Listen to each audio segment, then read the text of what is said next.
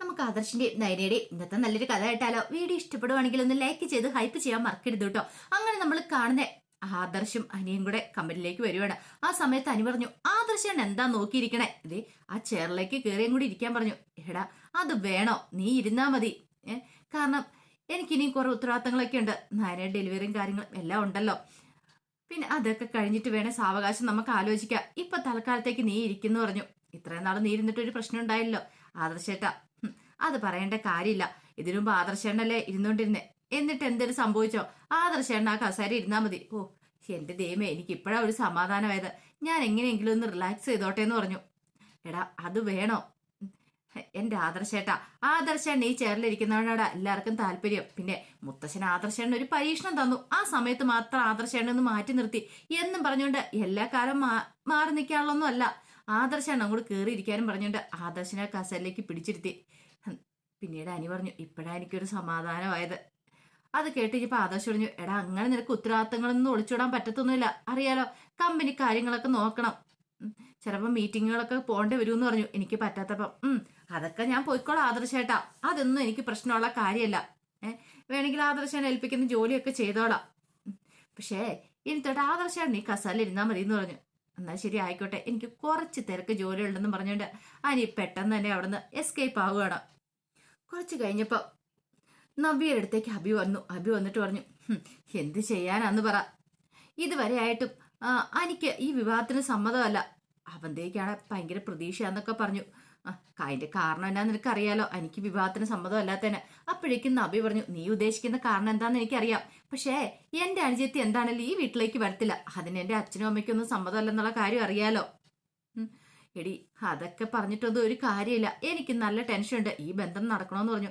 നിനക്ക് എന്താ ഒരു ഉത്സാഹമില്ലാത്ത പോലെ? ഒന്നുമല്ലേ, നിന്റെ നാത്തൂനല്ലേ. പിന്നെ നാത്തൂന്, അവൾക്ക് നമ്മളോട് ആ സ്നേഹവും കാര്യങ്ങളൊന്നും ഇല്ലല്ലോ. പിന്നെ ഞാനിതിനെ എത്ര കാര്യത്തോടു കൂടി അവളോട് സ്നേഹിക്കാനായിട്ട് പോകുന്നേ. എടി എന്നൊക്കെ പറഞ്ഞാലും അങ്ങനെയല്ലല്ലോ. എന്റെ പെങ്ങളല്ലേ, എനിക്ക് ചില കാര്യങ്ങളൊക്കെ ചെയ്യാതിരിക്കാൻ പറ്റില്ലല്ലോ എന്നൊക്കെ പറഞ്ഞു. എങ്ങനെ ഈ വിവാഹം നടന്നേ മതിയാവുള്ളൂ. അപ്പോഴേക്കും നവ്യ പറഞ്ഞു, ഇല്ലടാ ഒരു കാരണവശാലും നടക്കാൻ പാടില്ല. ഈ വിവാഹം എങ്ങനെ മുടക്കാന്ന് ഓർത്താ ഞാനിരിക്കുന്നേ. നിന്റെ പെങ്ങള് ഒരു കാരണവശാലും അനിയുടെ ജീവിതത്തിലേക്ക് വരാൻ പാടില്ല എന്നൊക്കെയുള്ള തീരുമാനങ്ങളായിരുന്നു നവ്യയുടെ മനസ്സ് നിറയെ ഉണ്ടായിരുന്നേ.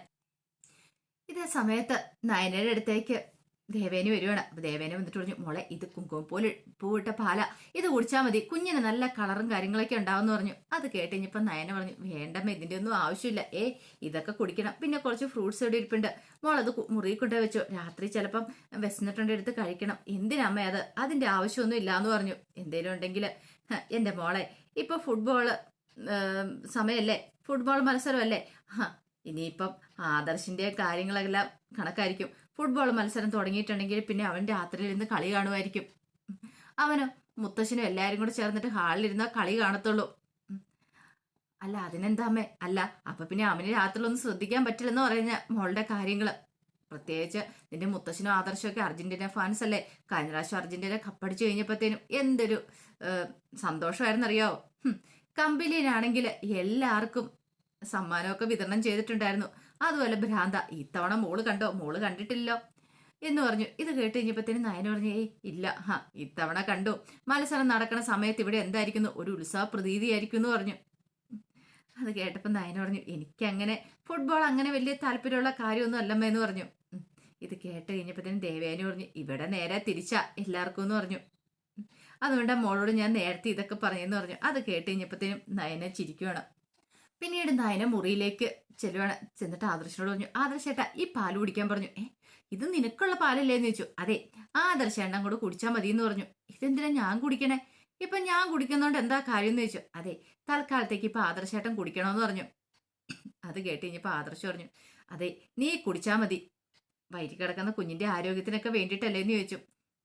അത് കേട്ട് കഴിഞ്ഞപ്പോ നയന പറഞ്ഞു, ഇപ്പൊ ആദർശേട്ടൻ കുറച്ച് കുടിച്ചെന്ന് ഓർത്തോണ്ട് വയറ്റി കിടക്കുന്ന കുഞ്ഞിനൊന്നും സംഭവിക്കാൻ പോകുന്നില്ല എന്റെ. അങ്ങനെ ഒടുവിൽ ആദർശം മേടിച്ച് പകുതി കുടിച്ചു. പിന്നീട് നയനയ്ക്ക് കൊടുത്തിട്ട് പറഞ്ഞു, ഇനിയിപ്പം നീ കുടിക്കാൻ പറഞ്ഞു. ആ സമയത്ത് നയന പറഞ്ഞു, എനിക്കിപ്പോൾ എത്ര സന്തോഷമാണെന്നറിയോ. വീട്ടിൽ വന്നു കഴിഞ്ഞപ്പോൾ തന്നെ ശരിക്കും ആദർശേൻ്റെ ഇവിടെ നിന്ന് ഇറങ്ങിപ്പോയി കഴിഞ്ഞപ്പോൾ എൻ്റെ മനസ്സിൽ എത്ര ടെൻഷനായിരുന്നറിയോ. പിന്നീട് ആദർശേനോടൊപ്പം ഞാനും ഇറങ്ങിപ്പോന്നു. പക്ഷേ പിന്നെയുള്ള ഓരോ ദിനങ്ങളും നമുക്ക് എത്രമാത്രം ടെൻഷനും കാര്യങ്ങളൊക്കെ ആയിരുന്നു. ഈ വീട്ടിൽ തിരികെ കയറി കഴിഞ്ഞപ്പോഴാണ് എനിക്കൊരു സമാധാനമായെന്ന് പറഞ്ഞു. അത് കേട്ടപ്പോൾ ആദർശ് പറഞ്ഞു, ഇനിയിപ്പോൾ പേടിക്കേണ്ട കാര്യമൊന്നുമില്ല. ധൈര്യമായിട്ടിരിക്കുക, എല്ലാ കാര്യങ്ങളും കറങ്ങി തെളിഞ്ഞില്ലേന്ന് പറഞ്ഞു. അങ്ങനെ നയനെ ചേർത്ത് പിടിച്ചു. ഇതേ സമയത്ത് ഉറക്കമില്ലാത്ത രണ്ടുപേരുണ്ടായിരുന്നു, നന്ദു അനിയും. അനി നന്ദുവിനെ വിളിക്കുകയാണ്. നന്ദുവിനെ വിളിച്ചിട്ട് പറഞ്ഞു, നന്ദു എനിക്ക് ആകെപ്പാട് ടെൻഷനാണ്, എന്ത് ചെയ്യണമെന്ന് അറിയില്ല, നിനക്കറിയാലോ എൻഗേജ്മെന്റ് നടത്തണമെന്ന് പറഞ്ഞുകൊണ്ട് എല്ലാവരും ഇരിക്കുക. പോരാത്തന്നെ ആദർശേണ്ണും നയനടുത്തേയും കൂടെ ഇങ്ങോട്ടേക്ക് വന്നില്ലേ, ഇനി എത്രയും പെട്ടെന്ന് തന്നെ എൻ്റെ എൻഗേജ്മെന്റിനുള്ള കാര്യങ്ങളൊക്കെ നടത്തുമെന്ന് പറഞ്ഞു. എങ്ങനെയെങ്കിലും അത് മുടങ്ങണം.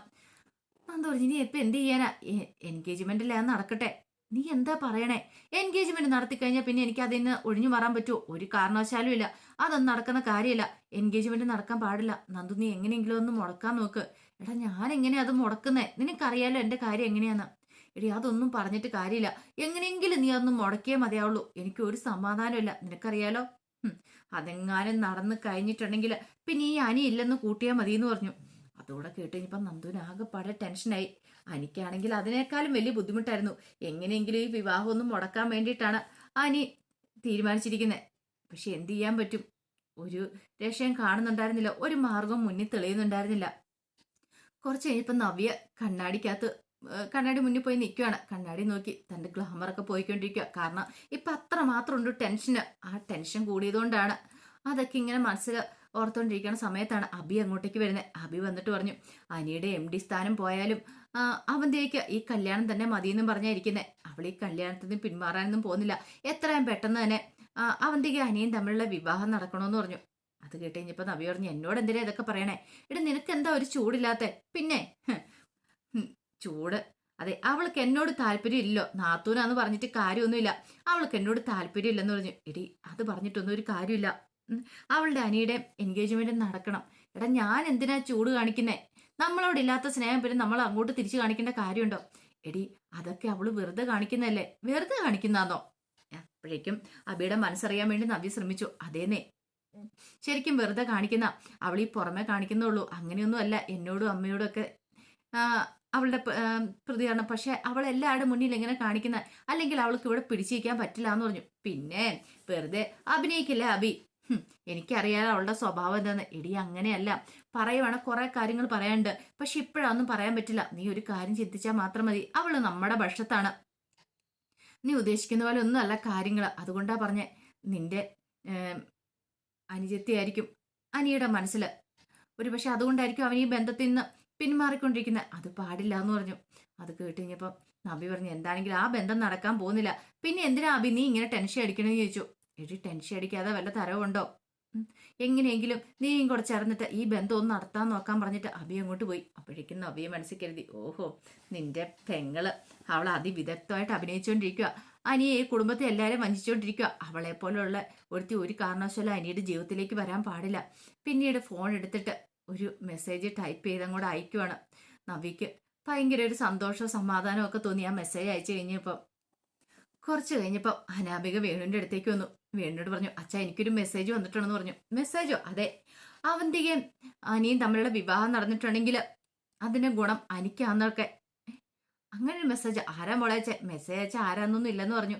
അപ്പോഴേക്കും രേവതി പറഞ്ഞു, എന്നാലും ആരായിരിക്കും ഇത് അയച്ചിട്ടുണ്ടായിരിക്കുക, അതൊന്നും എനിക്ക് അറിയില്ലമ്മേ, എനിക്ക് തോന്നുന്നുണ്ട് ചിലപ്പോൾ അവന് ഗുണം കാണുമെന്ന്. എൻ്റെ മോളെ കല്യാണം കഴിഞ്ഞു കഴിഞ്ഞിട്ടുണ്ടെങ്കിൽ നിനക്കറിയാലോ എത്രയും പെട്ടെന്ന് തന്നെ അവൻ്റെ എൻഗേജ്മെന്റ് നടക്കുവാണെങ്കിൽ നമുക്ക് കിട്ടാനുള്ള പൈസയൊക്കെ നമുക്ക് കിട്ടുമെന്ന് പറഞ്ഞു. അച്ഛാ അതാ നവീൻ വക്കീൽ പറഞ്ഞല്ലേ, അയാൾ അത്രയ്ക്ക് അങ്ങോട്ട് കണ്ണടച്ച് വിശ്വസിക്കണ്ട, നമുക്കൊന്നുകൂടെ ഒന്ന് അന്വേഷിക്കാം. അല്ല ഈ പറയുന്ന നവീന് നന്ദുവിന്റെ പിന്നാലെ നടന്നതല്ലേ, എന്നിട്ട് എന്തിനാ ഇത്ര പെട്ടെന്ന് ഒന്നും അങ്ങോട്ട് മനസ്സിലാവുന്നില്ല. ആകെപ്പാടെ ടെൻഷനും കൺഫ്യൂഷനായി പോയി അനാമയ്ക്ക്. ഈ സമയത്ത് ഒരു നിമിഷം ആലോചിച്ചിട്ട് വേണു പറഞ്ഞു, മോളെ ഇങ്ങനെ ഒരു മെസ്സേജ് വന്ന സ്ഥിതിക്ക് നമ്മൾ ആ നവീൻ വക്കീലിനെ കണ്ണടച്ച് വിശ്വസിക്കേണ്ട. അയാൾ പറയണത് എൻഗേജ്മെന്റ് നടക്കട്ടെ, നടന്നു കഴിയുമ്പോഴത്തേനും ഉറപ്പായിട്ടും അവർ കുറെ പൈസയൊക്കെ കൊണ്ട് തരും, എത്രയും പെട്ടെന്ന് തന്നെ ഡിവോഴ്സ് നടത്താൻ വേണ്ട, അങ്ങനെയൊക്കെയല്ലേ പറയണേ.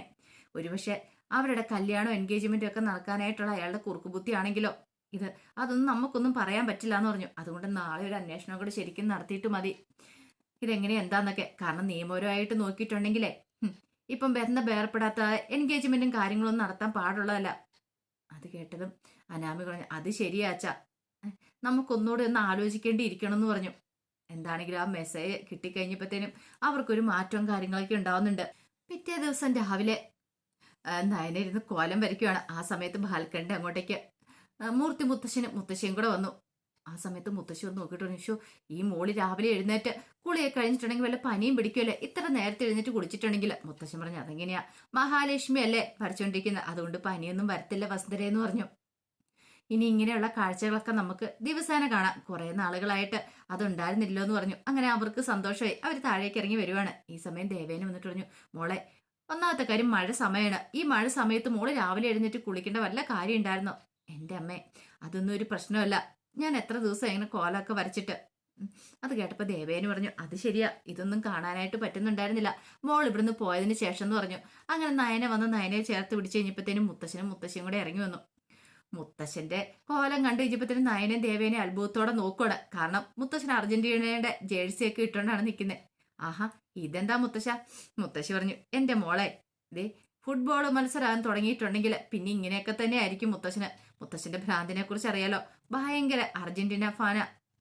അതുകൊണ്ട് ഇങ്ങനെയായിരിക്കും." അപ്പോഴേക്കും നയന പറഞ്ഞു, "ആദർശേണ്ണോ അതുപോലെ തന്നെയാ, അർജന്റീന ഫാനാ. ഒരു ജേഴ്സി മേടിച്ചു വെച്ചിട്ടുണ്ട്." ആ സമയം മുത്തശ്ശൻ പറഞ്ഞു, "ഞാൻ പുറത്തു പോകുന്ന സമയത്ത് മാത്രമേ അല്ലാത്ത വസ്ത്രം ധരിക്കാറുള്ളൂ. ഇനിയിപ്പോ വീട്ടില് ഈ ഫുട്ബോൾ കഴിയുന്നോടം വരെ ഇങ്ങനെയായിരിക്കും. പിന്നെ അറിയാലോ, നമ്മൾ എന്താണെങ്കിലും ഒരു പരസ്യം ചെയ്യാൻ തീരുമാനിച്ചിട്ടുണ്ട്. അപ്പൊ അതുകൊണ്ട് അതുമായിട്ട് ബന്ധപ്പെട്ട് ചില കാര്യങ്ങളൊക്കെ ഞാൻ ചെയ്തിട്ടുണ്ട്. മലപ്പുറത്താണല്ലോ ഏറ്റവും കൂടുതൽ ഫുട്ബോൾ ആരാധകർ കളികളൊക്കെ ഉള്ളത്. അപ്പം മലപ്പുറത്തെ ഒരു ടീമിനെ ഞാൻ അങ്ങോട്ട് സ്പോൺസർ ചെയ്തിട്ടുണ്ടെന്ന് പറഞ്ഞു. അത് കൂടുതൽ പരസ്യത്തിന് കാരണമായേക്കും എന്നൊക്കെ പറഞ്ഞിട്ട് മുത്തശ്ശൻ അങ്ങോട്ട് പോവാണ്. ഇതെല്ലാം കേട്ട് കഴിഞ്ഞപ്പോഴത്തേനും ദേവേനിക്കും നയനിക്കും എല്ലാവർക്കും ഭയങ്കര സന്തോഷമായി. അപ്പൊ അതിന്റെ കഥകളൊക്കെയാണ് നമ്മൾ കാണുന്നത്. ആ വിശേഷങ്ങളൊക്കെ നമുക്ക് എല്ലാവർക്കും കാത്തിരിക്കാട്ടോ. ഒരിക്കൽ കൂടി എല്ലാവർക്കും ശുഭദിനം നേർന്നുകൊണ്ട് നിർത്തുന്നു. നന്ദി.